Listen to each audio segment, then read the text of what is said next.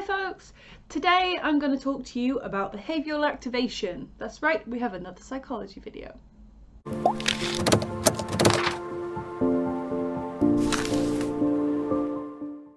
So, behavioural activation is basically the term for when doing something makes you feel good. It's something that is used as part of depression treatments. It's just an idea that gets taught and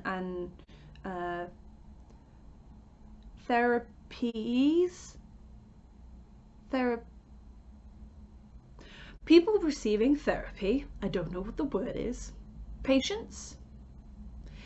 People receiving therapy will get taught this so that they can use it in their life, and they'll be showed how to use it in their life.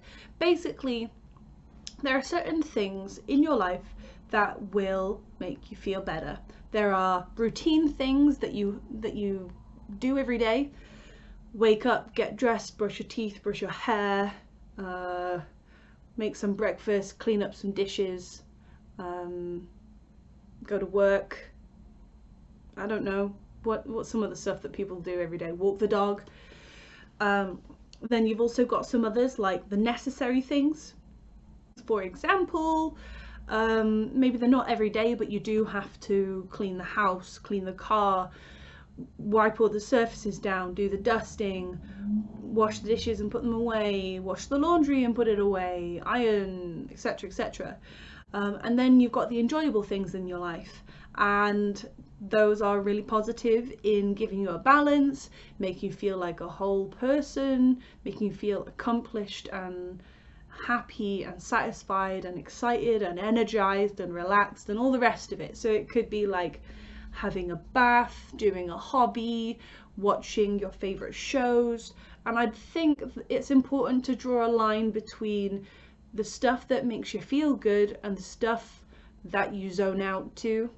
There is a lot of stuff out there like TV and YouTube and music and stuff like that where you watch it or you do it or whatever it is and you just kind of zone out. You don't really pay attention, or you pay attention but it doesn't actually make you feel good. It's just a time filler.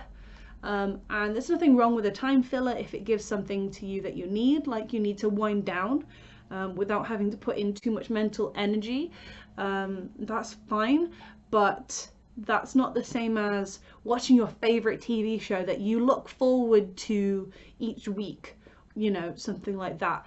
You know, for me, one of those is The Good Place, right? I love The Good Place, and I don't even know who my favorite character is because I just think they're all great.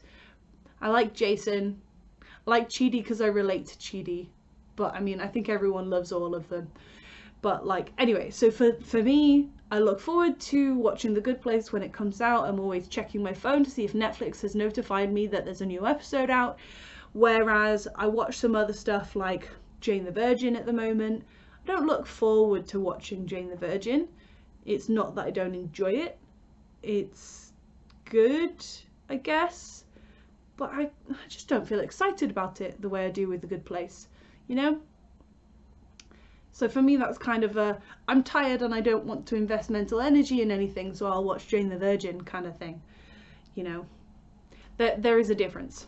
So anyway, yeah, it's important to have a balance of necessary, routine and enjoyable stuff. This is not something I'm very good at doing because I'm really good at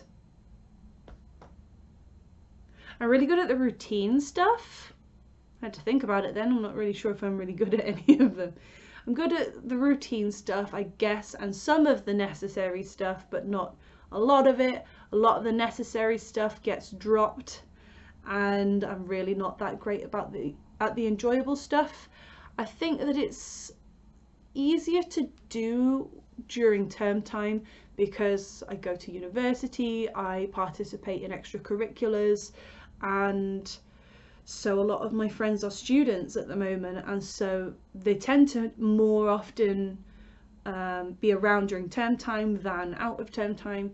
So over the summer, socializing can be a lot harder, but you know, I'm getting better. I've started playing Dungeons and Dragons locally, which is really fun. But yeah, So it can be really hard to make sure that you do those hobbies. And for me, finding some sort of external, like an extracurricular, an external way to do the hobby forces me to do it, because I know that there's only one chance in a week and it's on this day at this time in this place and I have to go there. And so I carve out that time and it forces me to have that. And there are times where I will look forward to that all week because I know I've got a night off and I get to just chill and do what I want to do and have fun. And if I want to go home early, I can, and all the rest of that. So that does help. It does help. And I guess that kind of makes it into a routine thing rather than an enjoyable thing, because it's still enjoyable, but you're allowed to have overlap and it's easier if you're not having to think about it and wonder when you're going to get that next enjoyment time in. And I think that's something else that I've been learning lately, is that it really helps if you can take the thinking out of doing.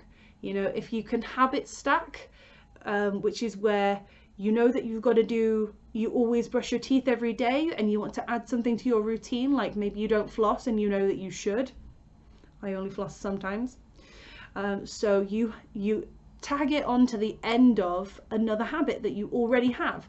So for me, flossing, I should be brushing my teeth and then immediately floss. Kind of seems a bit redundant to me, but you get the idea.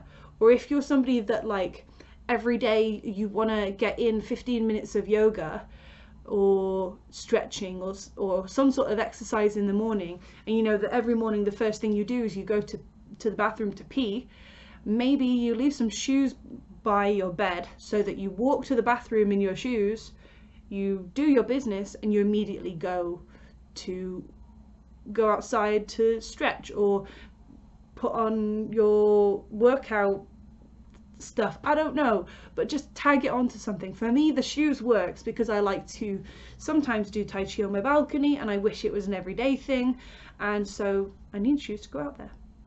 So it works for me. Or I hold my bladder hostage and I do the 10 minutes of Tai Chi before I pee. Makes me do it. It's probably not very healthy. I don't think anything involving hostage taking is probably a good idea. Don't do that. But yeah, you get the picture. Like, habit stacking is one way to get better at behavioral activation, because then you can work out a way to make it routine and take the thinking and the planning and the thought processing out of it, so that it just becomes a thing that you do without having to do any of that. You just do it. No ifs, no buts, no worrying, nothing. It just happens because it's part of your daily whatever it is that you do. So yeah, I don't really have anything else to say. I just wanted to tell you about that, and I think I told you about that successfully. So I'm gonna call it a day. Hope this was useful. Try out the habit stacking. This has been really beneficial for me because it's reminded me that I really need to start doing that and try and develop a better routine. I think I'm going to try from Monday to have a better routine. We'll see how it goes.